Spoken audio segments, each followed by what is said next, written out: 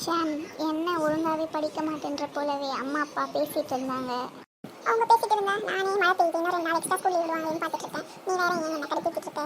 ஷாம், நீ ஒழுங்கா படிக்கலன்னு வச்சுக்கோ, இதுக்கு மேலவும் நான் உனக்கு டியூஷன் எடுக்க வேண்டியதாக இருக்கும். அப்புறம் அம்மா அப்பா ஃபீல் பண்ணுற மாதிரி நடந்துக்காது. அவங்க நம்மளுக்காக தானே இவ்வளோ கஷ்டப்படுறாங்க. நம்ம ஒழுங்காக இருக்கணும்ல. உனக்கே ஒன்றும் தெரியாது, நீ எனக்கு டியூஷன் எடுக்கிறியா? நீ ஒழுங்காக இரு, அப்புறம் என்ன சொல்லு. எது பேசினாலும் கூட கூட பேசிகிட்டு இருக்காது ஷாம். ஒழுங்காக இதுக்கு மேலவும் படிக்கலைன்னா அதுதான் நடக்கும். இதுக்கு மேலே நான் எதுவும் சொல்ல மாட்டேன். உன்னை நான் என்னமோ சொல்லுன்னு சொன்ன மாதிரி இருக்கேன். நீ வேலையை பாரு, எனக்கு தெரியும் நான் எப்போ படிக்கணும் படிக்கக்கூடாதுன்ட்டு. ஓவராக பண்ணாத. தம்பின்னு தான் பார்க்குறேன், இல்லைன்னா அவ்வளோதான் உனக்கு. இதுக்கு மேலவும் நீ இப்படியே பண்ணிட்டு இருந்து ஸ்கூல் ஓப்பன் பண்ணோடனே உங்கள் மேமை பார்க்க வேண்டியதாக இருக்கும். நான் சும்மா பசங்க கூட சேர்ந்து ஊர் சுற்றதெல்லாம் விட்டுட்டு ஒழுங்காக படிக்கிற வழியை பாரு, அவ்வளோதான் சொல்ல முடியும் என்னால். இவளுக்கு நல்லா படிப்பு வருது, படிக்கிறேன். எனக்கு படிக்கிறது வந்து போகுது, நான் படிக்க மாட்டேன்றேன். ஆனால் இவளுக்கு அதெல்லாம் தெரியுமா? சும்மா எப்போ பார்த்தாலும் எதனா ஒன்று சொல்லிட்டே இருக்காங்களா சாமி. படிக்கிற பொண்ணு இருக்கிற வீட்டில் படிக்காத பையன் இருந்தா எவ்வளோ கஷ்டமாக இருக்கும் சாமி. நீ தான் என்ன பார்த்துக்கணும் கடவுளே. புரட்டாசி மாதம் வந்தாலும் வந்துச்சு, ஒரு விசேஷமாக வந்துகிட்டே இருக்கும்.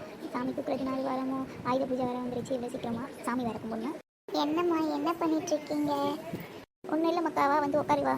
என்னம்மா ஏதோ யோசிச்சுட்டு இருந்தீங்க போலவே. அது ஒன்றும் இல்லை மக்கா, ஆயுத பூஜைலாம் வருது, அதுதான் சாமியெல்லாம் கும்பிடணும், அதுதான் நினச்சிட்டு இருந்தேன். ஏம்மா ஆயுத பூஜைலாம் கும்பிட்றாங்க? ஆயுத பூஜை ஏன் கும்பிட்றாங்கன்னே தெரியலையாம்மா உனக்கு?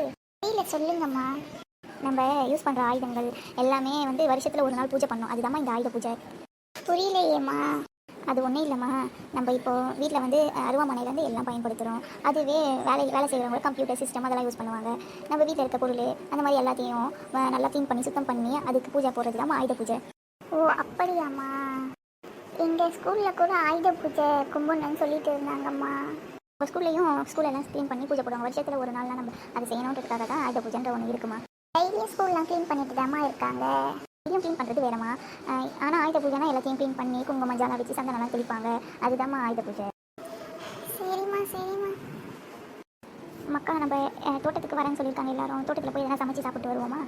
யாரும்மா வரேன்னு சொன்னது? உஷா, சீதா, சின்ன பொண்ணு, பூமாரிலாம் வரேன்னு சொன்னாங்கம்மா. பூமாரிலாம் கூட அம்மா வர, அப்போ நான் போகலாமேம்மா. என்ன மக்கா செஞ்சு சாப்பிட்லாம்? வரட்டம்மா, அவங்கள கேட்டுட்டு என்ன பண்ணலான்ட்டு பண்ணலாமா? சரி மக்கா.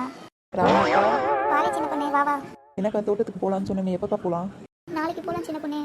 சரிக்கா தான் கேட்கலான்ட்டு வந்தேன். என்ன பண்ணுறீங்க? பெரியம்மா எப்படி இருக்கீங்க? நான் நல்லா இருக்கேன் மக்கா, வா வந்து உட்காரு.